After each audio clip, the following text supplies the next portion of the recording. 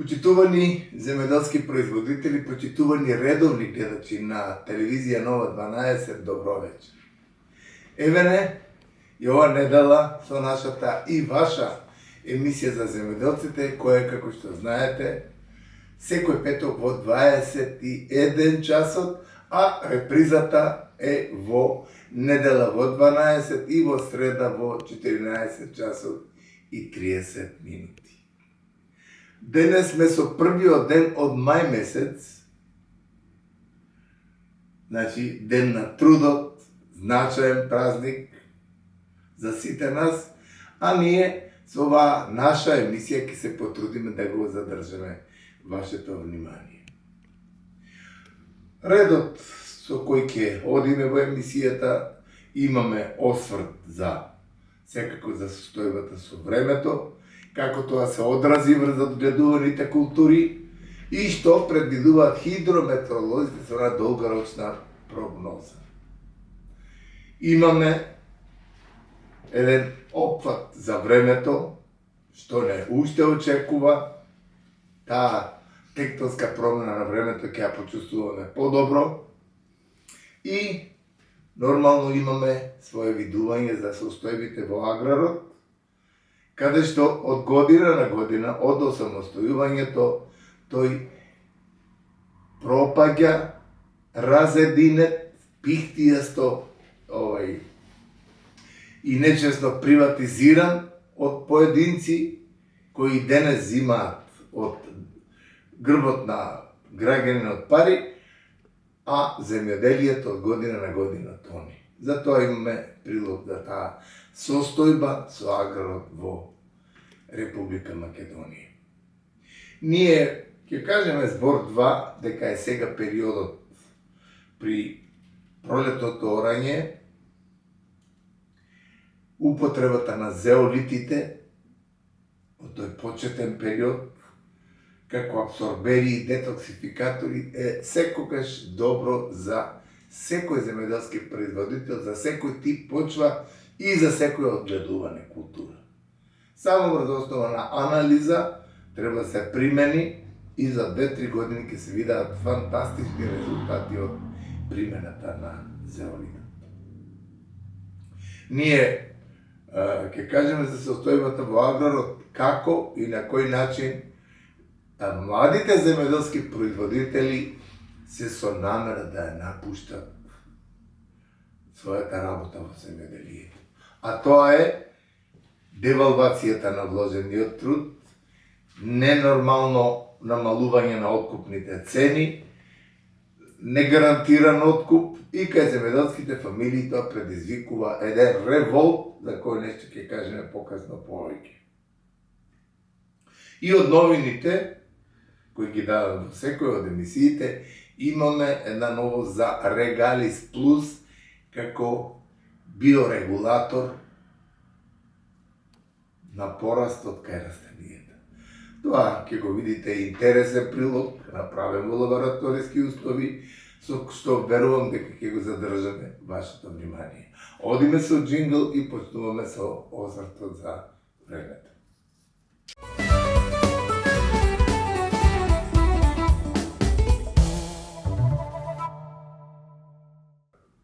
Сите сме свесни дека земјоделското производство е непосредно зависно од временските услови. Последните неколку години во Република Македонија имаме видни тектонски промени на времето, пореметување на времето и тука земјоделските производители се многу изненадени по однос на губителци кои ги има. Минатите 2 години ние за Благовец имавме катастрофални штети од ниски температури. Оваа година се спасија земјоделските производители, бидејќи се уште немаме доживеено некаков таков удар од ниски температури.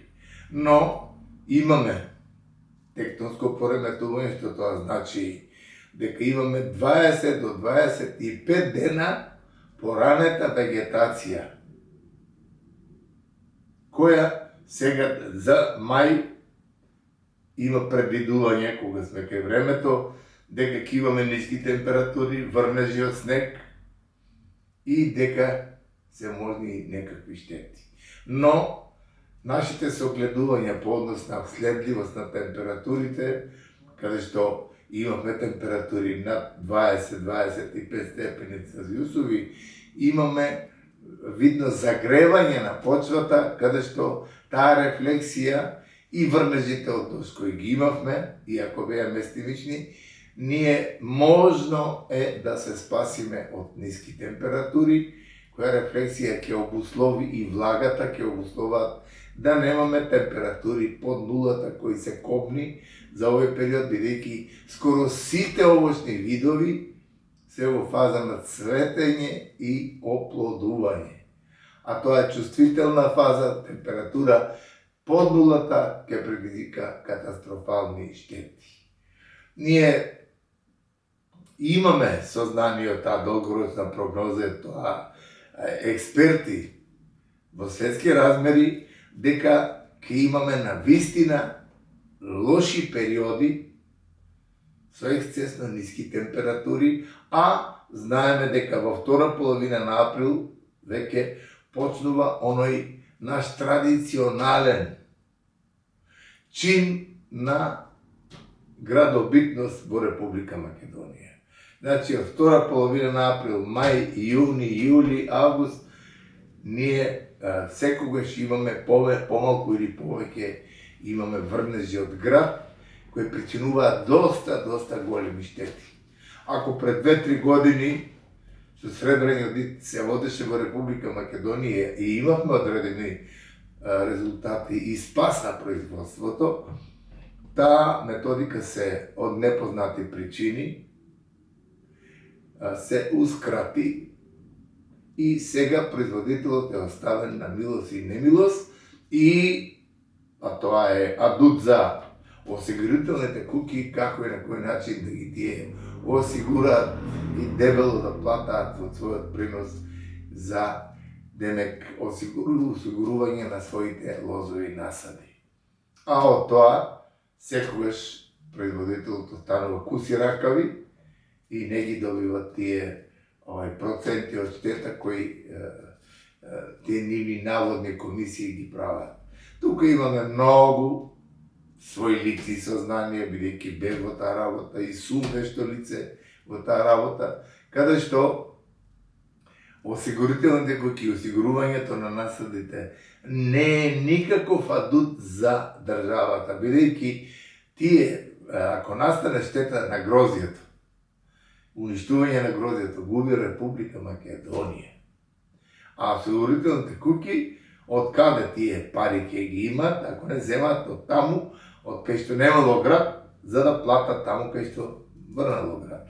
Така да, осигурителните куќи во своје време ги форсираа, а тие наместо 30% штета од градот, 5% се пишуваше и имаше многу нерегуларни работи, по кои нешто, како што реков, учествував и како вешто лице по однос на одредување на штетите и секогаш има одредени нечесни работи, каде што осигурителните куќи секогаш успеваат во тоа.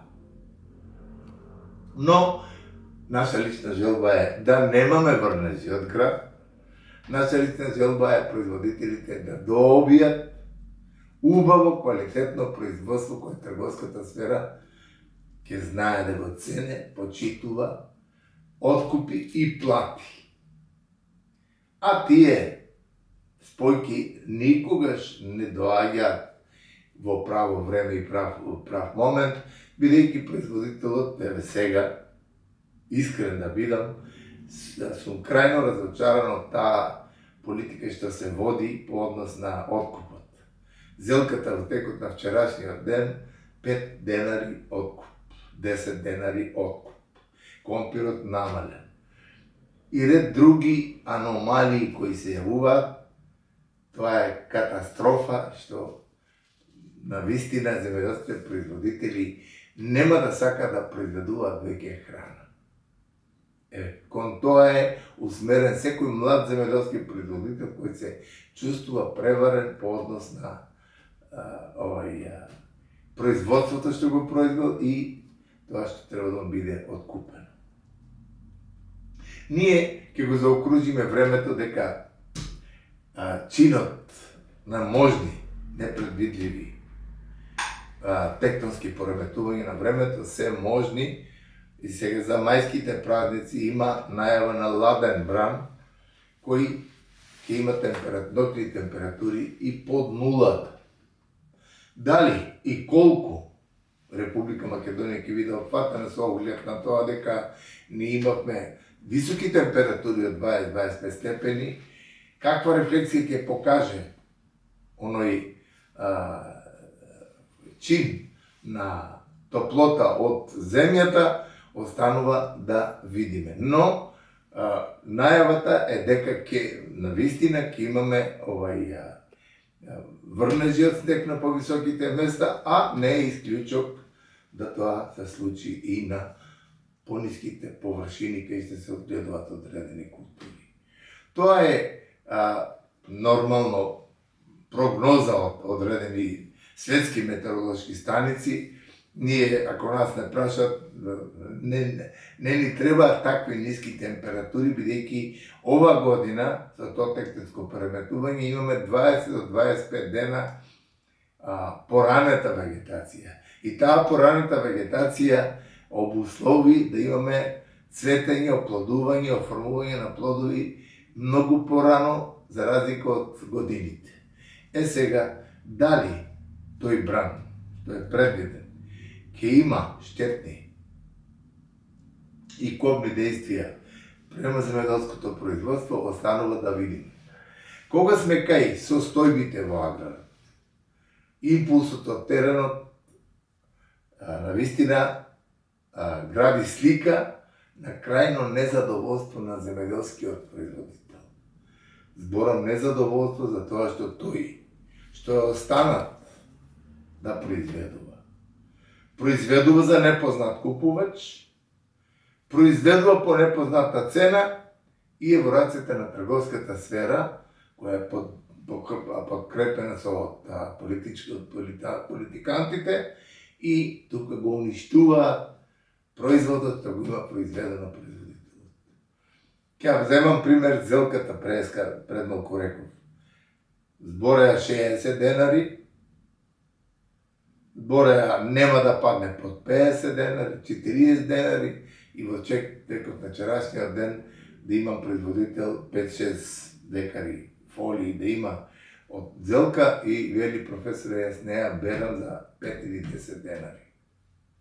Наместо да се вразумаат политикантите заедно со трговците, да се оформи една цена не 60, нека биде 30 или 25 денари од почеток до крај и производителот да свати дека некој размислува на него. Наместо тоа имаме ништење на производителот на зелка. Со компирот е истата ситуација, со краставицата е истата ситуација и таквото нешто води кон едно аверзично делување на младите луѓе да бидат земјоделски производители. А тоа е трагично за Македонија, бидејќи е евидентно, без таа трајна стратегија која треба да ја има државата за производство на храна, имаме рапидно намалени оние квалитетни површини кои произведувавме храна, рапидно намалено население, работоспособно кое е отидено во странство и ќе ви кажам дека навистина нашиот аграр стрмоглаво оди кон она што најмалку сакам да го слушам, да бидеме зависници за увоз на храна, а ние треба да бидеме извозници на храна, кое нешто е корисно за државата. И сега наместо едно организирање по осамостојувањето на државата, се случи она трагедија за која нема никаква одговорност од луѓето што го направија тоа. Се направи една катастрофална, криминална, нечесна приватизација на комбинатите, кои имаа по 3000 вработени, кои имаа целосен процес на производство и кои имаа можности да продолжат да работат со производство на храна.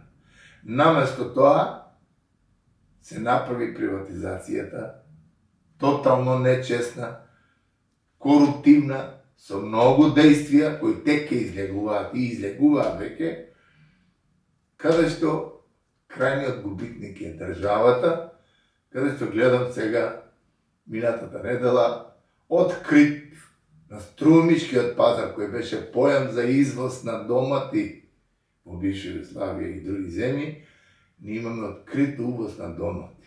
Имаме од Албанија увоз на краставици. Имаме од љута пиперка увоз од Турција.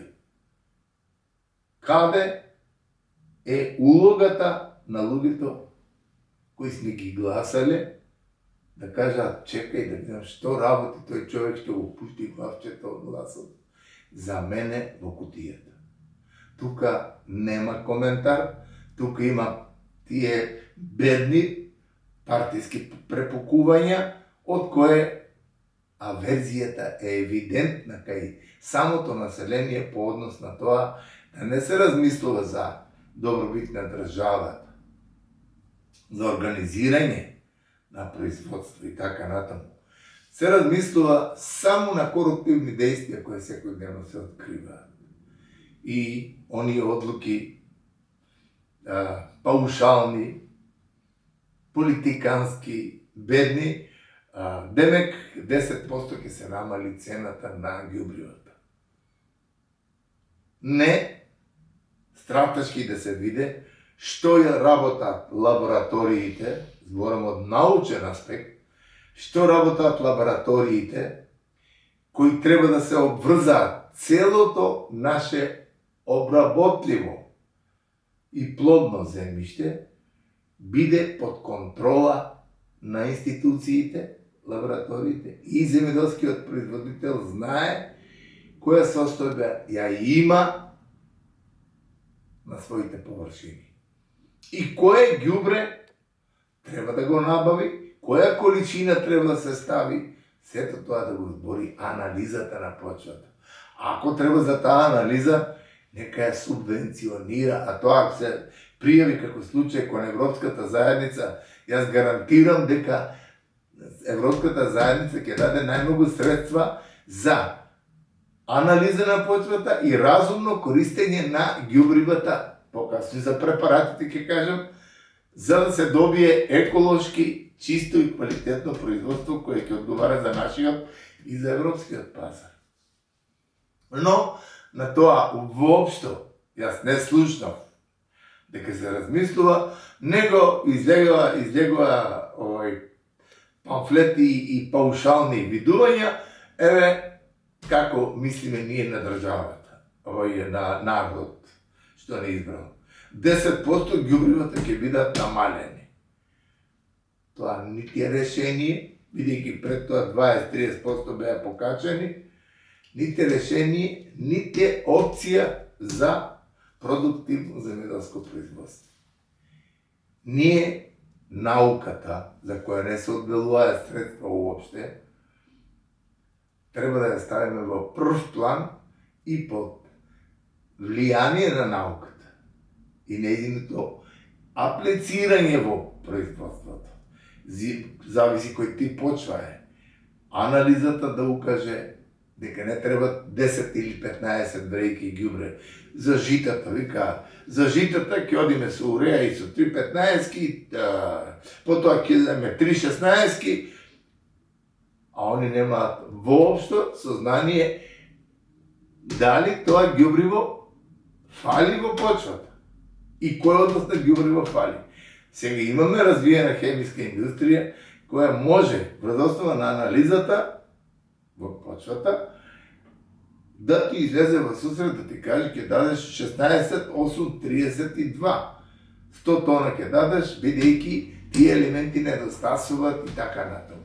Наместо таквата опција, јас не го слушнав тоа, слушнав само 10% ѓубривата ќе се намалат и тука негодување има, бидејќи тоа производителите го знаат дека пред тоа беше покачено, трговците негодуваат дека тоа е многу, дека тие нема зашто да работат и тука се случуваат оние тотални недоразбирања, а производството тоне. И ние, со крајниот епилог сме, дека немаме навистина стратегија, трајна стратегија, која према регионализацијата на површините во државата, према типот на почвата, да се одреди што Република Македонија може да произведува како органска храна за нашиот и за европскиот пазар. Тој став го сака Европа од многу одамна, а ние се занимаваме со партиски препукувања. Гледам сега СДСМ чак и ќе излезе, болна за власт, ќе излезе од комисиите за решавање на некакви проблеми. Тоа е трагедија на нашето време. Политиката влезе на највисокото и најбедно ниво, каде што државата најмногу губи. И ако така продолжат, ќе продолжи да губи. Ние од теренот го посматраме тоа и гледаме дека навистина луѓето кои се влезени во политиката не размислуваат стратешки за добробит на народот, добробит на државата, да тие изнудат уште еден мандат да бидат избрани, бидејќи постигнали некакви резултати. Тие како да се влезени со одредена цел, излегуваат со одредена цел. А тоа е веќе цели 30 години. Но, таквото нешто јас верувам дека нема да продолжи, бидејќи знаеме дека работите веќе одат ептен кон лош чин на нештата, а производството на храна ќе биде основата. Нас Европа не посакува исклучиво како парче земја кој има 274 светлосни дена, има квалитетен тип на почва и има можности за добивање на органско производство за собствени потреби и за европскиот пазар. Тоа е опцијата на која треба да се фокусира целиот наш тим. Наместо тоа имаме препокување, имаме нечестни действија во тој политички блок. И таквите нешта, јас мислам дека ден порано, чим се искратат, тоа ќе биде за добробит на Република Македонија. Ние во најавата рековме дека имаме сегаш одредени новости. Регалис Плюс како регулатор на порастот е новост која секако заслужува внимание, а јас нема да должам многу, бидејќи го имаме обработено во лабораториски услови со сите детали и предлагам доколку е режијата спремна да го погледаме прилогот.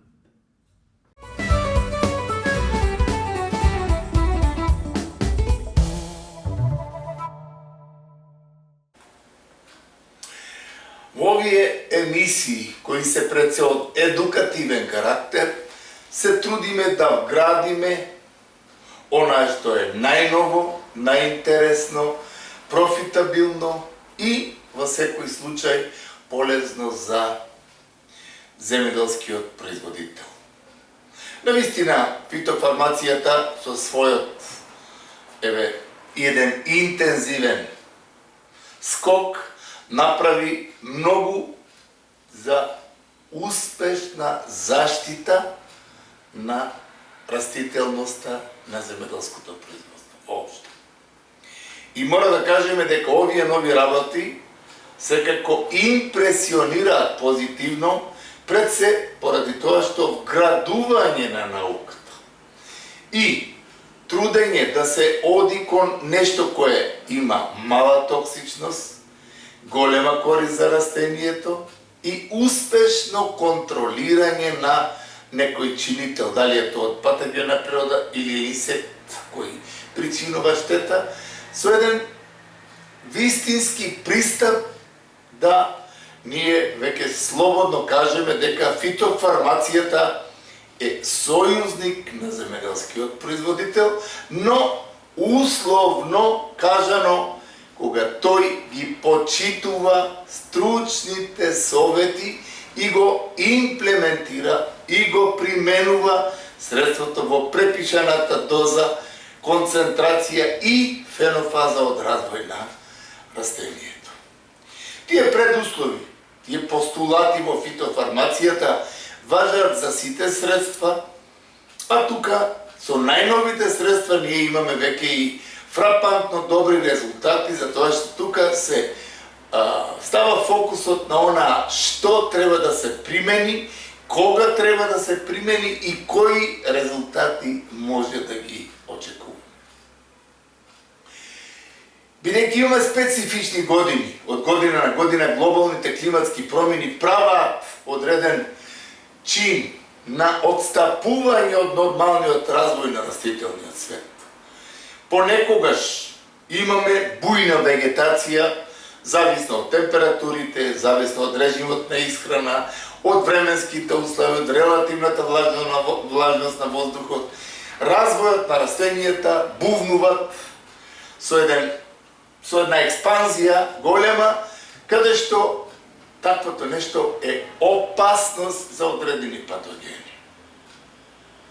Ние од струката сакаме себеш еден континуиран, постепен раст и развој на растението, со нормален пораст и потерување, со нормално цветење, нормално плодообразување и на крајот нормално зрење и берба.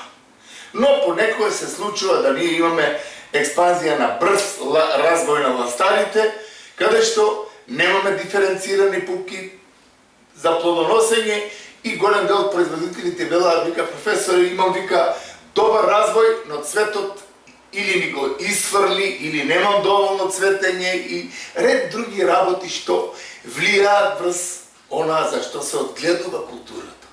А тоа е приносот. Тоа е квалитетот и конзистенција на месото од производот кој го добиваме. Затоа, фитофармацијата, и не случајно збориме дека БАЕС секогаш со своите 10.000 доктори на науки, со своите навистина крајно професионални пристапи и ангажман на науката на највисокиот ранг, секогаш смислува работи кои се од интерес за производниот процес. И тој чин на ново, ќе го подцртаме, е вистината и за она новост во Регалис Плюс. А тоа е регулатор на пораст на јаболката и крушата како овочни видови. Јас би го нарекол регулатор на нормалниот пораст кај крушата, јаболката и други овочни видови. Зошто го зборам тоа? Затоа што таа нова, буквално иновативна формулација го регулира порастот на овие леторасти што може да стартуваат со јаки нодоси, со слаба диференцијација, со многу нешта кои делуваат негативно врз растенијето, каде што тоа иде на некоја висина и бујност, а покасно имаме сето тоа на уштрб на нормален чин на плодоносење, нормално стварање на плод и така натаму. Прохексадион калциум е активната материја која содржи регалисот. И што всушност се случува тука? Со апликацијата на ова новост, ние имаме еден внатрешен физиолошки чин на контрола на гиберелините, кои сите знаеме дека се оние основци за порастот и развојот на фотосинтетски и други активности, физиолошки функции во растенијето.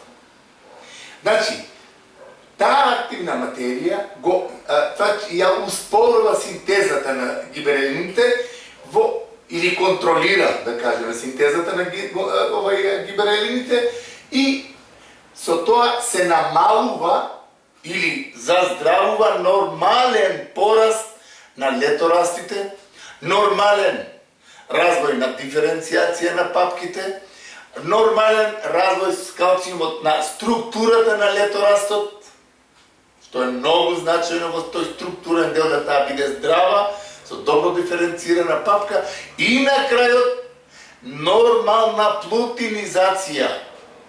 Во есенскиот дел, кога листот ја има одиграно својата функција, асимилатите се пребираат, користењето на регалисот овозможува нормално плутинизирање и навремено затварање на листот, папката кај што е, и тука тој паѓа природно.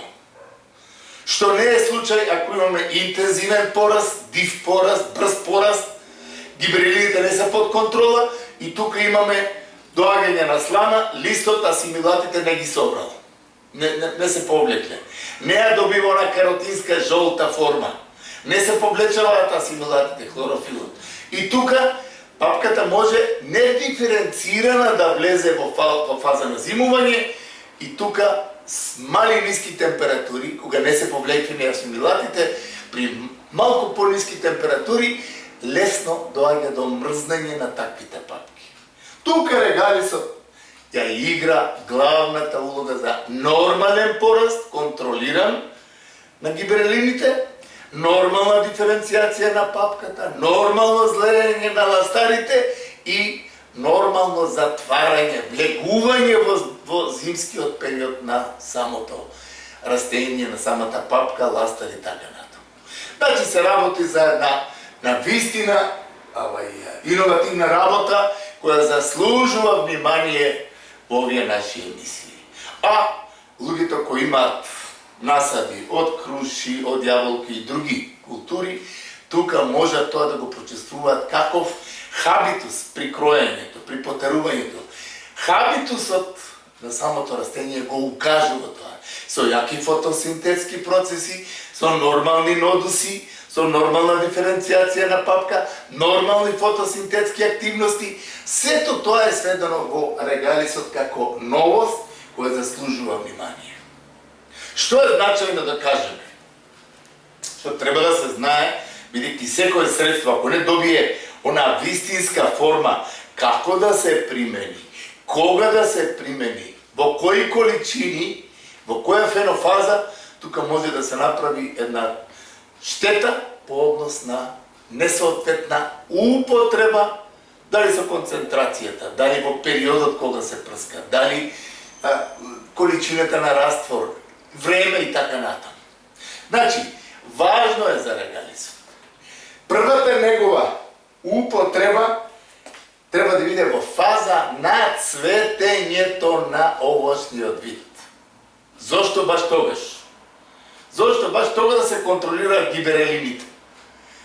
За квалитетното оплодување, нормалниот трошок и не бујниот сегмент да доминира пред вистинскиот. Нема тука капење на цветот, паѓање на цветот, неоплодување, нема тука несоодветно оплодување, нема тука некоја прљава папка која не заслужува внимание и сите тие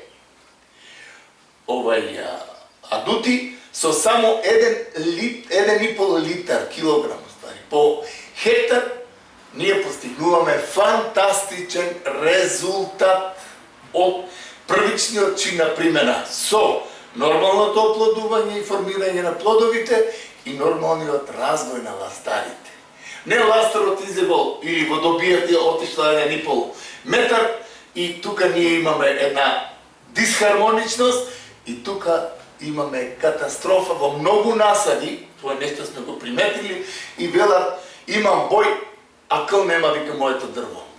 Значи, има многу ластари, водопии, се, а родот го нема и нема го тој нормален пораст на хабитусот на растенијето.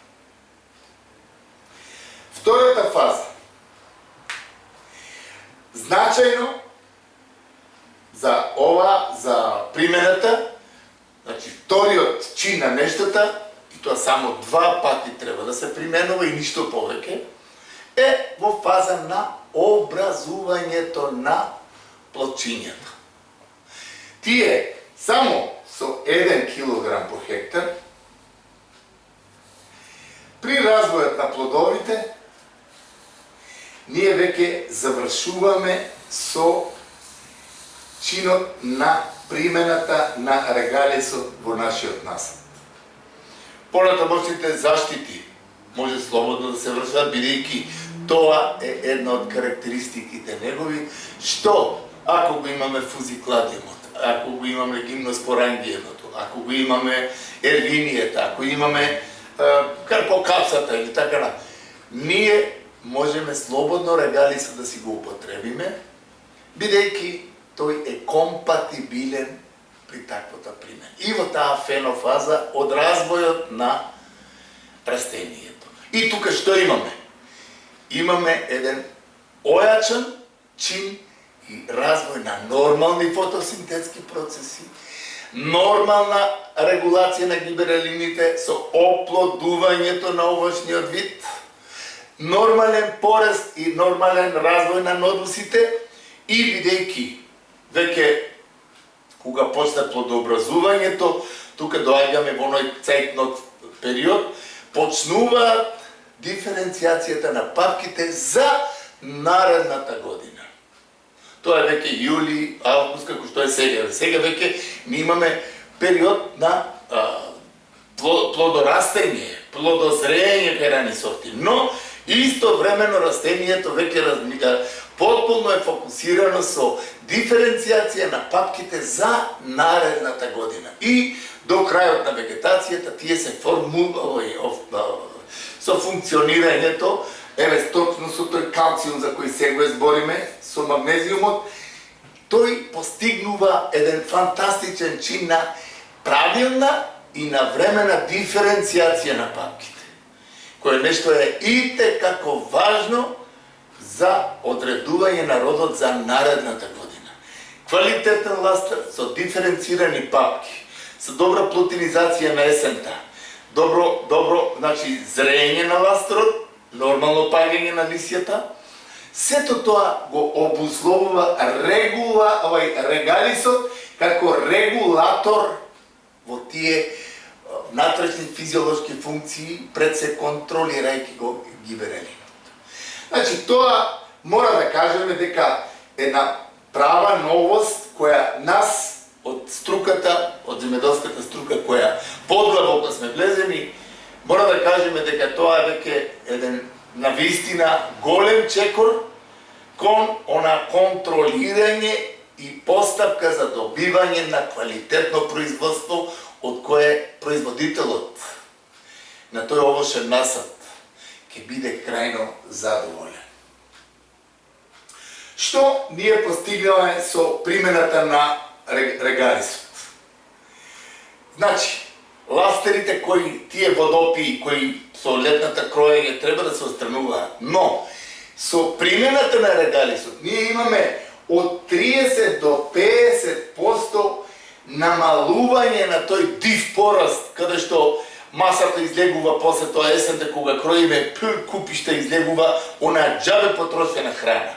Тука со тоа намалување на приносот се концентрира да таа храна влезе во просекот на плодоносењето, во квалитативниот чин на плодот и во нормалното зрење на самота примарна гранка, секундарни и родните гранчиња. Со тоа што се контролира, се намалуваат оние трошкови, како што реков, со кроењето, ние кај некои видови, па и јаболката, вклучувајќи кога ја кроиме, 60 до 80% од гранките, од она што од вегетацијата се отстрануваат. При ова имаме редукција на таков див пораст и помали трошкови при самото кроење. И што ако го премалку реков, сега го потенцирам, значи асимилатите целосно се насочени кон формирање на плодовите, нивни пораст и здрава конзистенција на месото со оние првични концентрации на киселини и покасно со фотосинтетските активности трансформацијата на киселините во шеќери. Тоа е на вистина еден подвиг за регалисот како ново што го прави. Значи, формирањето на плодовите е фокусот на регалисот на хранливите материи, а не во оние леторасти кои подкасно, како што рековме, ги отстрануваме и мораме да ги за нив, а тие потрошиле веќе храна.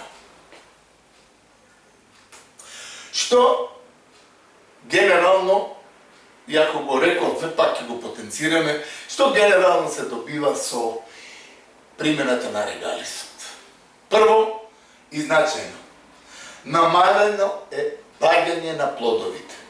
Нормално тука мора да имаме обзирност на тоа, дека паѓањето на плодовите, таа плутинизација предвремена може да биде од тој пораметен систем или неконтролирање на гиберелините и да стане тој абортус. Со примената на регалисот и регулирањето на таа работа, ние немаме паѓање на плодовите. Нормално со таа заштита мора да се внимава на фузикулариумот, мора да се внимава на карпокапсата, пример кај јаболката, на вентуријата и така натаму. Но тука регалисот е регулатор да ние немаме, од голем дел производители дојде, јаболката вика прецвета и 80% ни испаѓаа плодовите.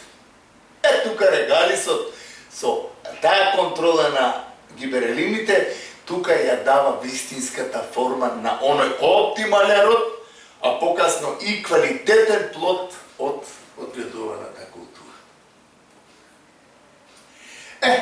При користењето на регалисот и контролата на гиберелините се анулира она можна алтернативна родност која се случува кај некои овошни видови.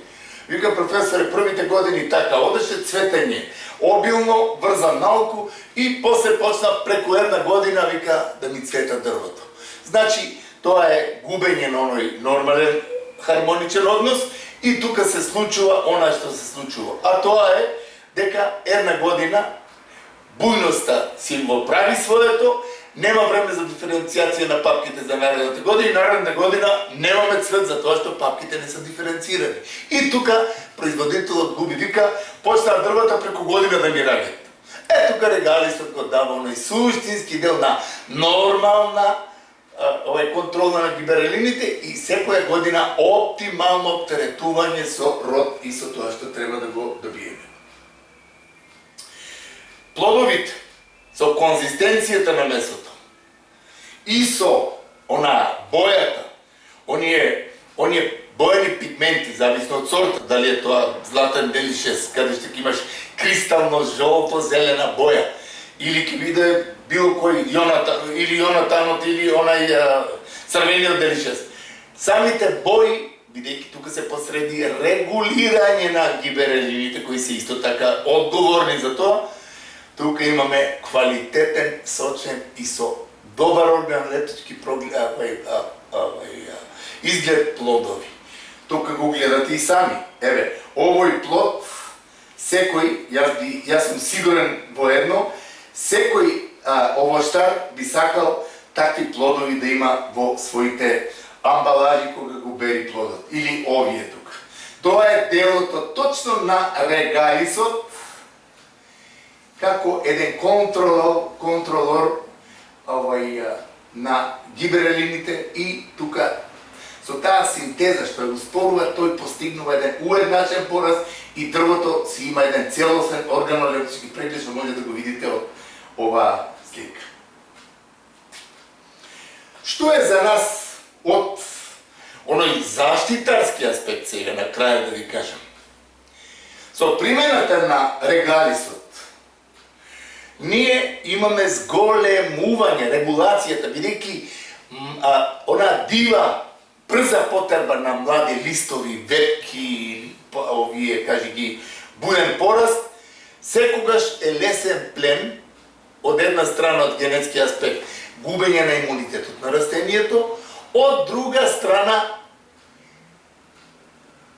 имаме можност за инфективни процеси од некои бактерии, од некои болести, габни оболувања и штетните инсекти одаат секогаш таму кај што е бујно, кај што е сочно и тука тие се примамливи.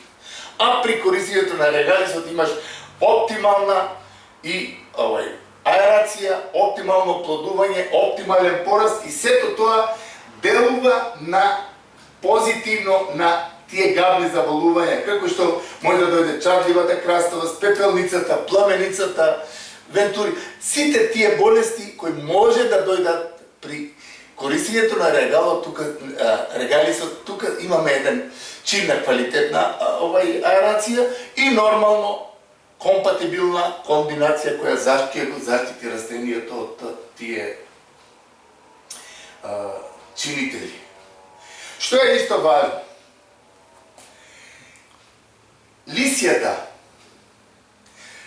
над самото дрво, каде што е регалисот применет, имаат еден компактен изглед, имаат една фантастична органолептичка форма, боја и така натаму, и право зрачење позитивно, кое нешто секогаш како такви не се привлечни за тие штетни инсекти, дали е тоа карпокапсата, дали е тоа минерот, дали е тоа оние пајакот и така натаму. Значи, тука има исто еден чин од заштитарски аспект кој заслужува внимание. Значи, важно е да знаеме дека по големината на плодот од било која култура, да не биде поголема од орев, до тогаш регалисот може да биде аплициран квалитетно, со добар зафат во попладневните часови и тука имаме фантастични резултати. После тоа не би требало, не е пожелно да се врши апликација. Значи, тие два третмана во првите две фенофази што рековме, при порастот и цветењето, после цветењето, тука регалисот се ја постигнува во својот физиолошки комплекс, влегува и се ја постигнува својата цел до крајот на вегетацијата веќе за регалисот, чим е поголем плодот од орев, нема потреба од било какви употреби. И неговата одлика дека е компатибилен, бидејќи кај нас се, морам да кажам дека јаболката се прска малку повеќе од колку што треба, токму ради тие болести кои ги има, но наша препорака е регалисот да се применува стручно, по фенофазите во кои рековме, консултација со стручно лице, па со таа консултација да биде и она нормална заштита на јаболката, не 15 или 17 пати, него со стручен пристап да се оди кон редукција, бидејќи и пепелницата, и кладоспориумот, и пепелницата, вентуријата, гимноспорангиумот кај крушата, сите тие, или карпокапсата кај јаболкото, или псилата кај крушата, или пајакот, минерот и така натаму, сите тие веќе се под контрола на современата фитофармација. Само стручниот пристап може да даде резултати од кои секој земјоделски производител ќе биде задоволен. А тој задоволството ќе го има секогаш кога се консултира со стручно лице, а тука резултатите секако нема да изостанат.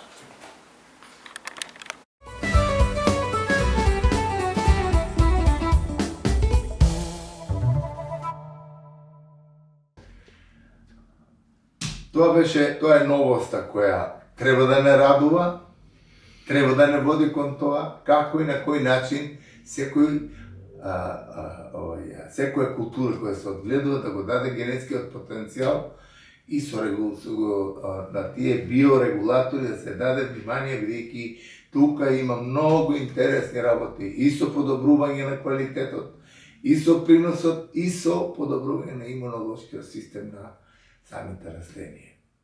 Доколку има некоја нејаснотија, може слободно секој да се јави, ќе добие по-конкретни информации за регалицот да свати дека е суштина нова која треба се најде во земјоделското производство. А тука е негде и крајот на денешната емисија. Ви благодариме на вниманието со кое не следете, со нови содржини, ќе се видиме следната недела.